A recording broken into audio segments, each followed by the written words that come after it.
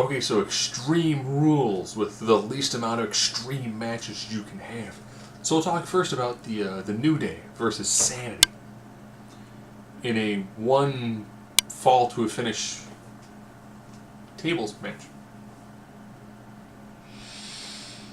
The purpose of this one is to be like, Sanity's crazy, so it's this really bizarre, you're constantly in flux match full of chaos, which Sanity wins, putting Kofi through a table. With a combination of Alexander Wolf holding Kofi off of the apron and EY hit an elbow drop. Okay, if the story you're trying to get across is Sanity is chaos, this worked well enough, I'm fine with that. Now we get into all of the matches on this card. I think someone has told Vince about New Japan. New Japan does 10, 12 match events and it lasts 5 hours. So now we get the WWE version.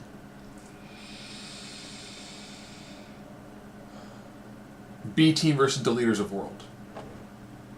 This match felt like it should have happened at Money in the Bank.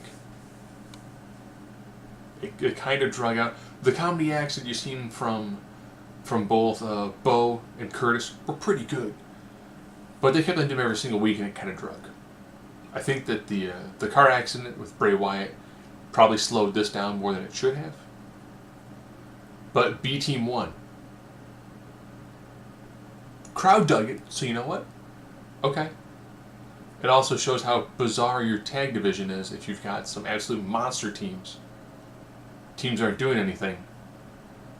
And the thrown together team of Bray Wyatt and Matt Hardy, which felt like it was part of a longer story, is losing one of their first major title defenses against the B team. Okay. Carmella Asuka, James Ellsworth in a shark cage.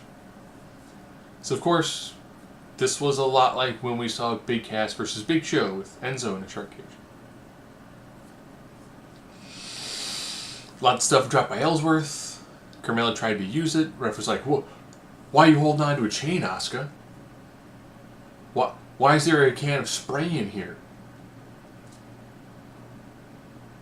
And then Asuka noticed that Ellsworth's not dinging from the cage.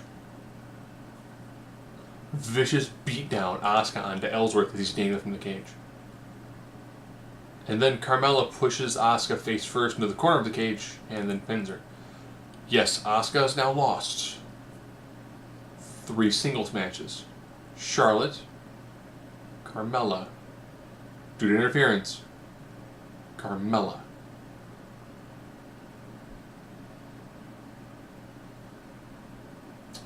Okay.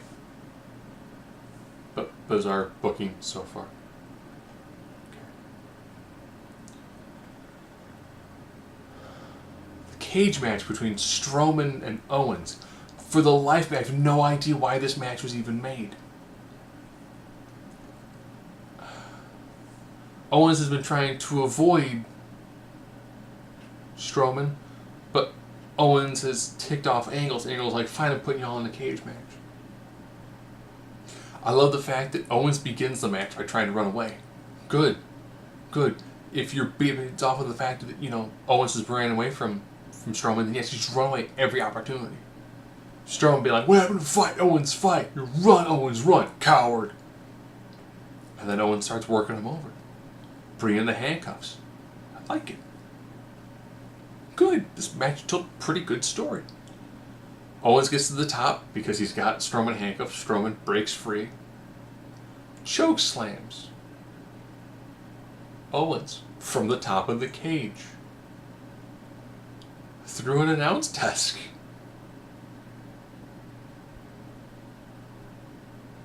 Owens wins. Hopefully he's getting some time off. Oh, wow. He hit that flush. I was like, well, you've popped the crowd hard there with attempted murder. Maybe they'll get anger management class and become a tag team. Kane is attacked and now has his leg in a cast. because demons comprised of hellfire and brimstone can get injured. So Daniel Bryan tries to go along with Bludgeon Brothers. Does a pretty solid job. Why? Fighting spirit, speed, tenacity, and superior technique. It's almost like there's a person who makes a spreadsheet for fights like this, who will look at different attributes and find ways to make compelling matchups using said attributes. So Kane comes down to the ring, and he's either 3/4 Kane, half Kane, or 60% Kane. Starts hitting choke slams. Tries to go for a tombstone, cannot. Tags out to Daniel Bryan. Daniel Bryan doesn't see another tag. Eats a big kick. Eats the Bludgeon Brothers version of a doomsday device where it's a powerbomb, top rope, clothesline, 1, 2, 3. You know, I'm fine with him doing that as an angle to push this out for like SummerSlam. I think SummerSlam Team Hell No defeating the nigh unstoppable Bludgeon Brothers in a straight up match, I'm okay with that. I'm okay with this being, you know, like, you know, the Bludgeon Brothers and Team Hell No have started. This is the opening part of their contest. I'm fine with that. As a here we are, we're in like chapter 2 of this story. Almost by chapter 3. You know, we're still young in this book. I'm cool with that. I'm really fine with that. Because I know that way they can do more. And from what I've seen, it's good. I want to see them do more. So I don't miss any matches. Okay, I got through both women's matches. I got through both tag matches. The U.S. Championship match. I know Jeff has been battling a back injury. So, as Jeff's walking around with his eyes closed and the pain on top. Before the bell,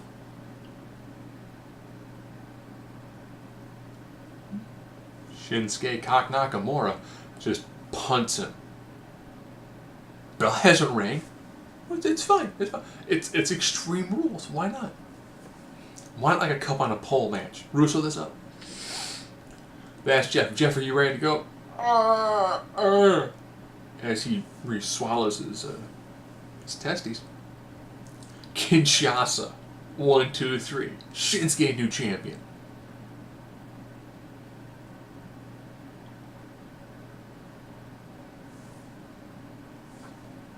I ain't mad. You know, knowing that Jeff has been nursing some injuries, and I think, you know what? Shinsuke, as Dirty Heel U.S. champ, I can kind of dig this. I think there's enough mid-card guys that I want to see feud with Nakamura, and I think that title is going to work well. It's going to work really well. I'll see where they go with this. That's some pretty good booking there.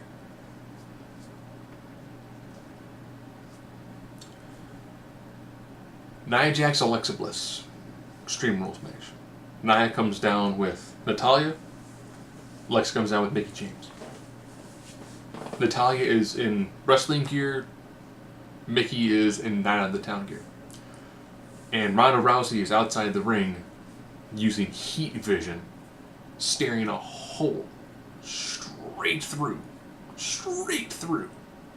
Alexa Bliss. Now, this is an Extreme Rules match.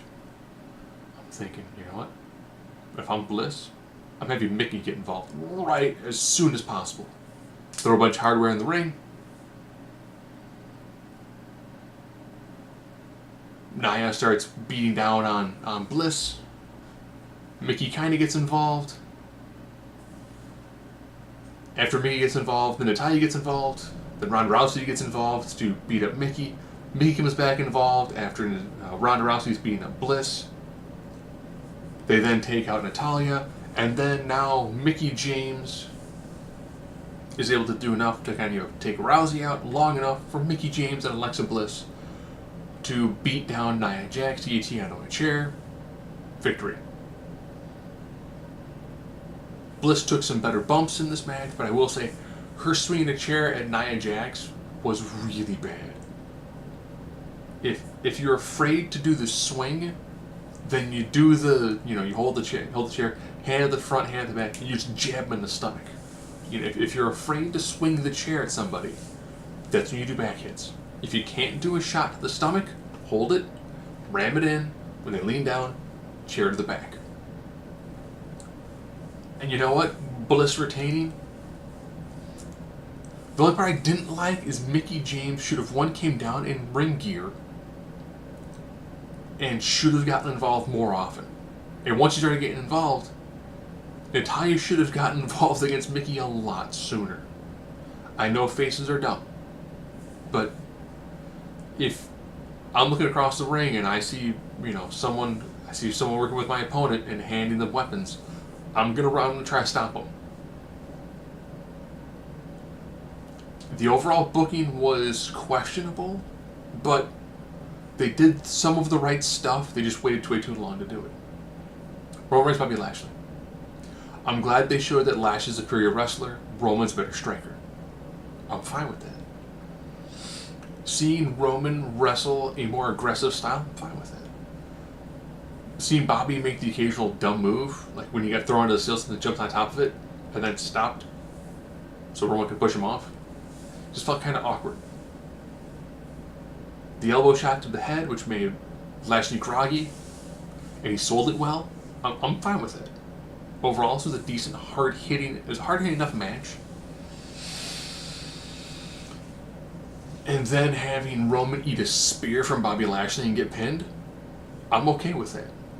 Because the announcers have said, because they threw this out there, I thought this was fantastic, my paraphrase, that it's so hard to bet against Roman Reigns that when he loses, it's an entire shock.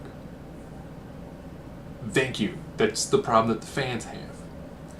We always assume Roman's going to win. And it seems like he wins more often than not. Which he probably does mathematically. So when he loses, it feels like, oh, wait, what? Oh, he lost. No. No. If this means we get to see the Bobby Lashley we saw in this match against Brock Lesnar, out wrestling him, doing suplexes, maybe Bob can get a good match out of Brock. Maybe. And if Lashley's the one to defeat Lesnar, alright, Mad, get the belt off Lesnar. Alright, Mad. Seeing Bobby Lashley, Roman Reigns again, I can see it. Bobby Lashley, Seth Rollins, I want to see that. Bobby Lashley, Dean Ambrose, I want to see that. Bobby Lashley, Finn Balor, I want to see that. Bobby Lashley, Braun Strowman, I want to see that. There's a lot of good matchups with putting Bobby Lashley in Brock Lesnar's place. You get the same sort of athleticism, the same sort of build, the same sort of mystique. But you have a guy who doesn't have a mouthpiece, who has to show up every week. I think that makes for much more compelling television. So, I ain't mad. Bobby Lashley, Drew McIntyre. Yes, please. Totally fine with that. I think that's a good way to go. I think if they keep Reigns out of the big title hunt, and then you said put him in like the IC title feud, have him wear the IC strap for a while, or have him, be on a losing, then he has to win the Royal Rumble, put his back against the wall, have him fail the Royal Rumble, and then win Chamber to become number one contender. Cool. Put him on an actual character-building losing streak, and then go forward. I ain't mad. Just, you've already invested the money into him. Now invest the storyline and creative to get all the crowd behind him. Just saying.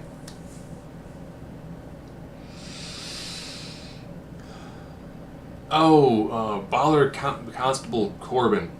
This is a match that should have been on Raw. Sorry. Balor won. Cool. I like Constable Corbin gimmick. It's a good enough version of the faux authority, but I don't know where you go after this with that. AJ Styles, Rusev. This match is fantastic. Really, really good. I think Aiden English trying to get involved a little bit more to try to like heal up Rusev. I do think them doing the turnbuckle spot. I don't want them to break up Rusev Day. I don't. I think there's still some mileage left on that, and then a breakup angle is not going to do Rusev any favors. It's not going to do Aiden English any favors. I think you have him kind of do the. It was I'm sorry you had the injury. I thought I was trying to help you out. I'm sorry. If you have Aiden English do the whole like, I didn't know what to do. You fought so hard for this. You deserve this. I wanted to do everything that I could to make this happen for you. And I went too far. My bad. Instead of breaking up with Aiden, going heel, actually have Aiden, be repentant and move forward with it. AJ gets the victory. I was saying fantastic. Why was this match not your main event? But so get the Iron Man match. Great Iron Man match. Ziggler and Rollins do a fantastic job. And this match went back and forth with trading pinfalls. I liked that it went up 3-0 really quickly. Got the crowd into it. I got confused if I thought the crowd chanting down the 10 seconds at every minute was cute and endearing or annoying. I'm glad they got tired after a while and then picked back up with like 8 minutes left.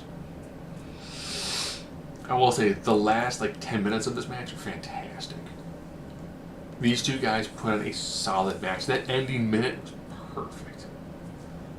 I loved the callback to putting someone in a sharpshooter with 2 minutes to go.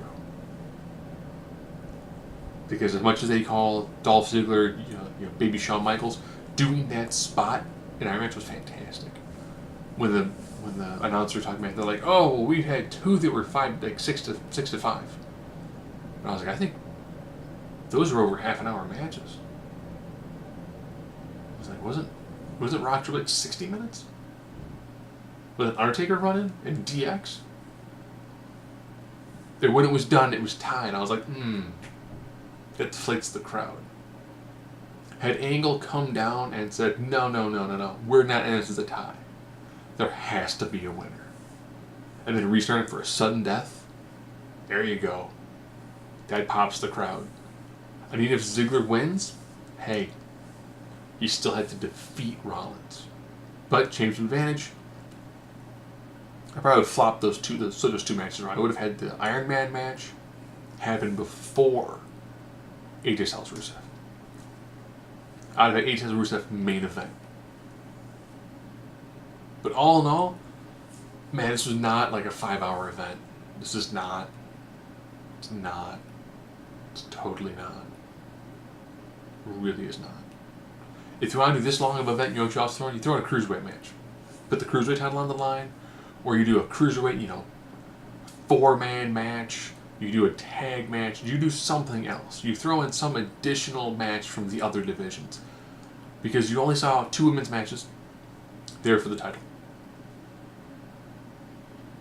Why not throw in a story-driven match? Why not have had a match where, Becky Lynch teamed up with, Lana, or Lana and Naomi, who had a bit of a, they could become a tag team moment in the back when the girls from Glow showed up, had them take on the Iconics. Throw in some sort of match like that.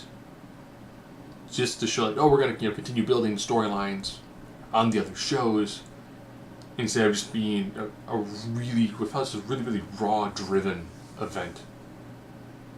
Unless you include the pre-show, then you're pretty close to half and half. But if you're going to do an Extreme Rules event, you need more Extreme Rules matches. We had a Steel Cage, an Iron Man, which I wouldn't call extreme, an Extreme Rules match.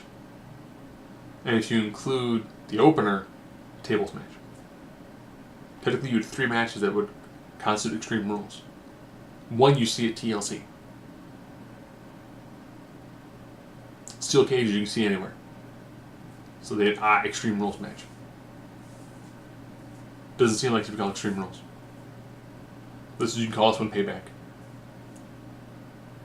backlash, paylash, back pay. I mean, whatever. Or I guess it'd be paylash and back. But if you're not going to fully utilize the concept, don't call it extreme